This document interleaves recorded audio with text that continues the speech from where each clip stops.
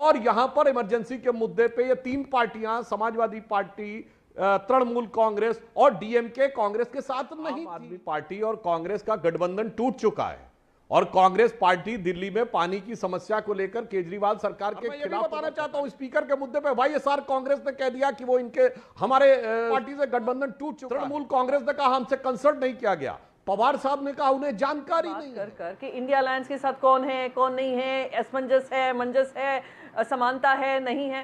Please आप हमारी tension कह रहे हैं। आम आदमी पार्टी और कांग्रेस का वो टूट गया, गठबंधन टूट गया, पर इंडिया अलायंस तो है। हिम्मत दिखा दीजिए आप तो देवगन जी।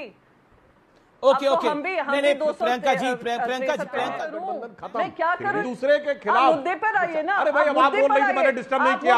अब अपने टर्न पे बोलिए, की बात मत करिए, मुद्दे पर आइए। अरे मुद्दे पे बोल रहा हूं आपके साथ। जय श्री राम दोस्तों, कैसे आप? मुझे उम्मीद है कि सारे स्वस्थ होंगे और मस्त होंगे। तो लेके आ गया हूं एक नई डिबेट में भाग ले रहे सुधांशु त्रिवेदी, प्रियंका चतुर्वेदी और पप्पू यादव। डिबेट में सुधांशु त्रिवेदी ने इंडी गठबंधन को लेकर ऐसी बात बोल दी कि प्रियंका चतुर्वेदी बिलबिला गई। सुधांशु त्रिवेदी ने बोला कि इंडी गठबंधन में आम आदमी पार्टी तो आपके साथ है ही नहीं, और इमरजेंसी जो इंदिरा गांधी ने लगाई थी उस विषय पर भी समाजवादी पार्टी, तृणमूल कांग्रेस और डीएमके कांग्रेस के साथ नहीं है। फिर क्या था? प्रियंका चतुर्वेदी बोलने लगी कि इंडी गठबंधन तो एक है, वो किसी एक पार्टी का नहीं बल्कि बहुत सी पार्टियों का एक समूह है। इस पर सुधांशु त्रिवेदी बोल पड़ेगी, ये कैसी एकता है जो लोकसभा स्पीकर से लेकर किसी भी विषय पर एक मत नहीं है। इंडी गठबंधन की सभी पार्टियों का मत कांग्रेस के मत से भिन्न है। प्रियंका चतुर्वेदी जब कुछ बोलने लायक नहीं रही तो वो डिबेट को महाराष्ट्र, महंगाई, नीट पेपर लीक जैसे विषयों पर ले गई, पर सुधांशु त्रिवेदी ने उसकी एक एक बात का क्रम सहित जवाब देते हुए मैडम की बोलती बंद कर दी। तो देखते हैं कि क्या कुछ हुआ इस डिबेट में और किस तरह सुधांशु त्रिवेदी ने पप्पू यादव और प्रियंका चतुर्वेदी के सवालों का जवाब देते हुए दोनों की बोलती बंद कर दी। है कि ये जो लोकशाही है इसको आप ध्यान नहीं रहा कि वो कांग्रेस पार्टी के पक्ष में है। अरविंद केजरीवाल को सीबीआई ने अरेस्ट कर लिया। दिल्ली में आम आदमी पार्टी और कांग्रेस का गठबंधन टूट चुका है और कांग्रेस पार्टी दिल्ली में पानी की समस्या को लेकर केजरीवाल सरकार के खिलाफ प्रदर्शन। पता नहीं आपको कैसे ध्यान आ रहा, आप कांग्रेस का पक्ष ले रहे हैं और केजरीवाल जी के फेवर में ले रहे हैं। और जिस शराब घोटाले को लेकर वो चार्जशीटों के अंदर हैं, कांग्रेस के एक नहीं दर्जनों बयान हैं। बाकायदा अजय माकन जी की प्रेस कॉन्फ्रेंस है कि केजरीवाल जी ने शराब घोटाला किया है और उन्हें अंदर होना चाहिए। हमें समझ में नहीं आ रहा, और पंजाब में भी अगेंस्ट में लड़ चुके हैं। और मैं ये भी बताना चाहता हूं स्पीकर के मुद्दे पे वाईएसआर कांग्रेस ने कह दिया कि वो इनके हमारे पार्टी से गठबंधन टूट चुका है और तृणमूल कांग्रेस ने कहा हमसे कंसल्ट नहीं किया गया। पवार साहब ने कहा उन्हें जानकारी नहीं है। और यहां पर इमरजेंसी के मुद्दे पे ये तीन पार्टियां, समाजवादी पार्टी, तृणमूल कांग्रेस और डीएमके कांग्रेस के साथ नहीं थी। सदन के दृश्य को देखिए और अपनी पार्टी के टूटे हुए गठबंधन को देखिए, उसके उपरांत प्रतिक्रिया दीजिए। प्रियंका चतुर्वेदी, ये इंडिया अलायंस में कंफ्यूजन कैसे हो गया? क्योंकि आम आदमी पार्टी भी कांग्रेस के साथ अलायंस तोड़ चुकी है और क्योंकि अभिषेक बनर्जी का कल रिएक्शन आया कि हमें कोई जानकारी नहीं है, शरद राव पवार की भी बात आई, क्या आपको लगता है इंडिया अलायंस में भी स्पीकर को लेकर एक मत नहीं था, खटपट थी कुछ जो सार्वजनिक मंच पे आई? नहीं, इससे पहले तो मैं ये कहूं कि सुधांशु जी को आजकल दिक्कत ये होती है कि इंडिया अलायंस में क्या चल रहा है।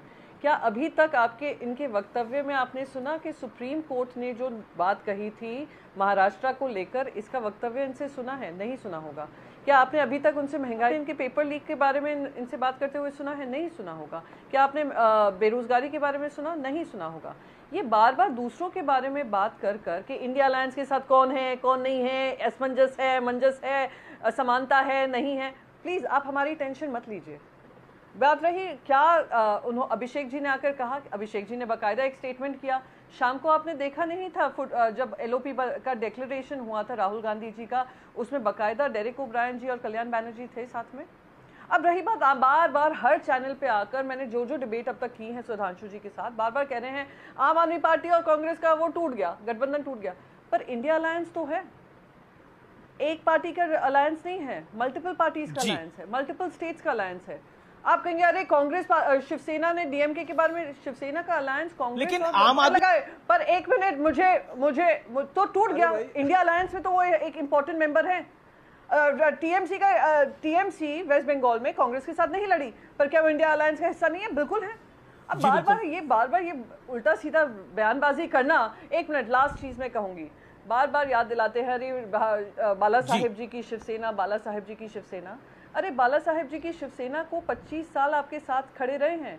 आपके, जब आपने ऊंचाइयों का स्तर देखा होगा, जब निचाई का स्तर देखा होगा, आपकी हंसी में, आपकी खुशी में, जब नितिन गडकरी जी से लेकर राजनाथ सिंह जी हारे थे और सरकार नहीं बना पाए थे, हम तभी भी आपके साथ खड़े रहे थे। आपने हमें मंत्री पद दिया नहीं दिया, हम उसमें कभी चर्चा में नहीं गए। पर हाँ, ये जरूर बाला साहेब ठाकरे जी की शिवसेना पूछना चाहेगी आपसे, 25 साल का अलायंस तोड़ा आप लोगों ने, और तोड़ने के बाद जो आपने जुर्रत की हमारी पार्टी को तोड़ने की, वो बाला साहेब ठाकरे जी का खंजर घोंपने का काम किया आपने। और तभी महाराष्ट्र की जनता, अभी भी आप अहंकार से बात करेंगे बाला साहेब जी के बारे में, महाराष्ट्र की जनता ने, और आपसे विनम्र निवेदन है, महाराष्ट्र की जनता ने आपको एक बड़ा सबक सिखाया है। वो 25 सीट पर लड़ने वाली भारतीय जनता पार्टी जो 21 सीट लड़कर जीत कर आई थी 2019 में, आज वही, 1 minute please Amish Devgan ji, please interrupt मत करिए, आज वही 28 सीट पर लड़ती है और 9 सीट लेकर आती है। इसका भी आप ध्यान रखिए। पर एक बात और प्रूव हो गई कि 2019 रहा हो या 2014 रहा हो, महाराष्ट्र में अगर भारतीय जनता पार्टी जीती थी, वो बाला साहेब ठाकरे जी के पोस्टर पे जीती थी, ना कि नरेंद्र मोदी जी के पोस्टर पे। इस बार तो हमारे पोस्टर पे नरेंद्र मोदी जी भी नहीं थे, हम 0 से 9 पे पहुंचे हैं। जरा उसका जवाब दीजिए, फिर हमसे बात करिएगा। इस बार ये ओरिजिनल शिवसेना जो थोड़ा हिम्मत दिखा दीजिए अब तो देवगन जी। ओके ओके, नहीं प्रियंका जी, प्रियंका जी, ओके ओके, थोड़ी ठीक है, आपने कहा थोड़ी ठीक है, जो सत्य होता मैं बोलता हूं, ठीक है, उनकी बात थोड़ी ठीक है। मैंने आपको अरे आपकी बात सही है, इसीलिए फिर मैंने आपको बताया एक नए सिंबल नई पार्टी के नाम से हमने नहीं, जो 25 साल के खड़े हुए हैं, 25 साल, प्रियंका जी, वो 25 साल के अलायंस में जो तोड़ा गया, उसमें तो आप दोनों का हाथ था, उसमें तो दोनों का हाथ था, बीजेपी का भी हाथ होगा, शिवसेना का भी हाथ होगा। ओके ओके, मैं जवाब ले लेता हूँ। ओके, मैं तो पूरी हिम्मत दिखाता हूँ जी, तभी यहाँ बैठा हुआ हूँ। ओके, सुधांशु त्रिवेदी, देखिए हिम्मत की बात जहां तक है, तो प्रियंका जी ने अद्भुत हिम्मत दिखाई है। उन्होंने स्वीकार कर लिया कि आम आदमी पार्टी कांग्रेस गठबंधन सिर्फ दिल्ली में था मैडम, पंजाब में था ही नहीं, और दिल्ली में कह दिया आम आदमी पार्टी ने कि हमारा गठबंधन खत्म, दूसरे के खिलाफ। मुद्दे पर आइए ना। अरे भाई, अब आप बोल रही थी, मैंने डिस्टर्ब नहीं किया, अब अपने टर्न पे बोलिए, की बात मत करिए, मुद्दे पर आइए। अरे मुद्दे पे बोल रहा हूँ, आपकी बात का क्रमवार जवाब दे रहा हूँ, अब आप बीच में डिस्टर्ब मत करिए। अरे आम आदमी पार्टी आप जोर से बोल रही थी तो मैं भी कह रहा हूँ, अपने टर्न पे बोलिए। आपके बोलने के दौरान मैं एकदम शांत रहा, अरे एकदम शांत रहा मैं, अब आप बीच में मत बोलिए, अब बात सुनिए, अब मैं बता रहा हूँ, आपने खुद स्वीकार किया। मुद्दे पे वापस लाऊंगी। अरे मुद्दे से क्या भटक रहे हैं, आप ही ने कहा इंडी गठबंधन है, तो मैं बता रहा हूं जो गठबंधन है वो किस प्रकार का। आपने खुद कहा कि हमारा विरोध है, फिर भी है, तो मैं बता रहा हूं कैसा विरोध है। अब शांति से सुनिए और एक एक बात का क्रमवार जवाब देता हूं आपको, इसमें टेम्पर लूज करने की जरूरत नहीं है। अब मैं बताता हूं, देखिए साहब, आम आदमी पार्टी के खिलाफ कांग्रेस प्रदर्शन कर रही है, मगर गठबंधन है।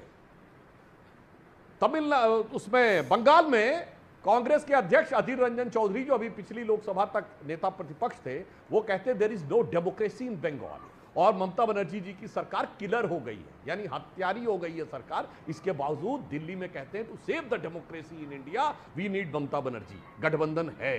अब बताइए, केरल में आप लड़ रहे हैं कम्युनिस्ट पार्टी से, एक दूसरे के खिलाफ खूनी संघर्ष कर रहे हैं, मगर दिल्ली में गठबंधन है। कैसा गठबंधन है, और आप लोगों ने समझदारी का काम किया कि कम से कम मत विभाजन। लेकिन सुधांशु त्रिवेदी एक बात है, बेशक ममता बनर्जी, सुधांशु त्रिवेदी माफ करिए मैं बीच में, अरे भाई हमें पूरी बात करने दीजिए, क्या बात है भाई, ये लगातार बोलेंगे और उसके बाद 2 सेंटेंस के बाद बीच में बोलने लगेंगे, ऐसे कैसे होगा भाई। और सुनिए प्रियंका जी, अधीर रंजन चौधरी जिसे पर्सनल इक्वेशन की दिक्कत है, तो एनी राजा जो राहुल गांधी के खिलाफ चुनाव लड़ी है, उन्होंने कहा कि वायनाड से लड़ने के बारे में कम्युनिस्ट पार्टी को कॉन्फिडेंस में नहीं लिया गया, कोई बात नहीं की गई, मुस्लिम लीग से बात की गई, तो राहुल गांधी के ऊपर है, उनसे भी पर्सनल इक्वेशन की बात है। यही तो मैंने कहने का प्रयास किया कि इन लोगों में आपस में, और जो लीडर ऑफ द अपोजिशन पे सपोर्ट करने की बात है, वो तो इन पार्टियों की मजबूरी है, क्योंकि जिस बड़े विपक्ष है उसी को लीडर ऑफ द अपोजिशन मिलेगा, ये चाहे या ना चाहे। हाँ, स्पीकर में सबकी सहमत जरूरी थी, तो नहीं दिखी। आप अब एक पूरी बात और कर दूं, इन्होंने जो पूछा था उसका भी जवाब दे दूं। इन्होंने कहा नीट पे हम नहीं बोल रहे हैं, नीट पे एनटीए के डीजी को हटा दिया गया, सीबीआई इंक्वायरी सेटअप कर दी गई, नेट की परीक्षा कैंसिल कर दी गई, धड़ाधड़ गिरफ्तारियां हो रही। आपने कहा महंगाई पे नहीं बोल रहे हैं, आज महंगाई की दर कितनी है महोदया? 4.75%। 2 साल बता के जाइए जब 5% से कम हो, 5 साल बता के जाइएगा और जी सुधांशु यादव कम हो। जी इसलिए मैं कहना चाहता हूं देखिए एक बात मैं बता रहा हूं, मैं एक बात बता रहा हूं कि नेट आपने कहा कि नेट का एग्जाम कैंसिल कर दिया गया, आपने कहा नेट का एग्जाम कैंसिल कर दिया गया।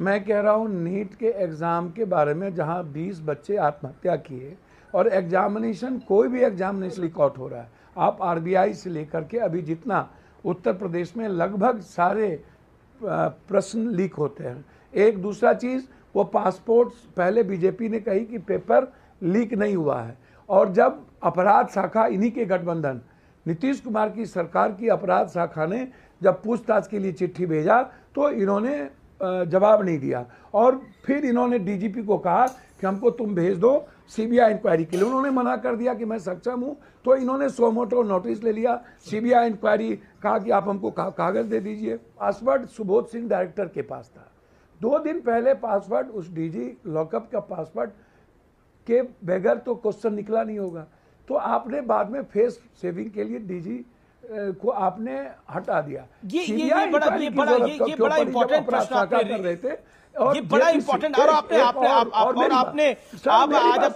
आपने वक्तव्य में भी अपने सदन के अंदर बोला, आपने अपने वक्तव्य में भी सदन के बोला कि ये 50 साल पुरानी इमरजेंसी की बात करनी जरूरी है, या अभी नीट के मामले में बात करनी जरूरी है। एक सेकंड में सुधांशु से जवाब लेता हूं। सुधांशु त्रिवेदी, क्योंकि आप खुद पेशे से इंजीनियर है, सुधांशु त्रिवेदी इंजीनियर है, नीट का मुद्दा इस देश के करोड़ों छात्रों का मुद्दा है, इस देश के करोड़ों परिवारों का मुद्दा है। ये ऐसा मुद्दा है जो वाकई जिसको सोचकर, और जब छात्र इसकी पूरी मेहनत करते हैं और वो मेहनत पानी में चली जाती है, उसको देख के सिर्फ दुख नहीं होता, उनके भविष्य में भी खतरा होता है। क्या आपको लगता नहीं है कि क्योंकि शासन में आप हैं, उत्तर प्रदेश से लेकर बिहार के अंदर शासन में आप हैं, आपके डिप्टी सीएम को मैंने इंटरव्यू करा, उन्होंने बोला तेजस्वी यादव के पीए ने कमरा बुक करा लिया। कमरा बुक कराने से पेपर थोड़ी लीक होता है, पेपर लीक होता है जो पप्पू यादव ने बताया वैसे।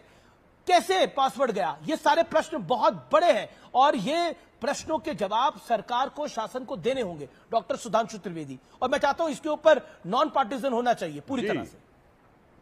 डॉक्टर त्रिवेदी, बिल्कुल यही तो मैं बता रहा हूं आपको कि जो पप्पू यादव जी ने बात कही वो टेक्निकली सही है। ऐसा होता है कि क्वेश्चन पेपर 1 नहीं 2 छपते हैं, और वो डिजी लॉक में रहते हैं। वो सिर्फ 1 घंटा या 2 घंटा पहले वो डिजी लॉक का कोड दिया जाता है कि कौन सा पेपर को देख सकते हैं। अब अगर वो क्वेश्चन पेपर 1 दिन पहले गया, यहां पर सिर्फ ऐसा नहीं कमरा लेने से, वो कमरा उसने कोई भजन करने के लिए नहीं लिया था, वो कमरा उसने लिया था, वो क्वेश्चन पेपर उसके पास था, क्वेश्चन पेपर जिसके पास था वो पहले से करता था। और यहीं पर प्रश्न उठता है कि वो कौन लोग थे जिनकी कनाइवेंस के साथ हो रहा था। वो बड़ी टेक्निकल बात, इसीलिए सीबीआई को जांच दी गई है। ये केवल स्टेट की पुलिस के लिए ये सक्षम नहीं है कि दिल्ली में बैठे हुए किसी अधिकारी से वो उसका जुरिस्डिक्शन नहीं होता है, इसलिए सीबीआई को दिया गया कि भिन्न भिन्न राज्यों में जो हो रहा है नहीं होने दिया जाएगा, और जिन्होंने दोष किया है उनके विरुद्ध सख्त कार्रवाई की जाएगी। इसलिए हमारी सरकार। तो आई होप कि आपको वीडियो पसंद आई। वीडियो पसंद आए लाइक कीजिए, शेयर कीजिए, और चैनल पर नहीं तो सब्सक्राइब कीजिए। मिलता हूं फिर किसी नई डिबेट के साथ, तब तक जय श्री राम।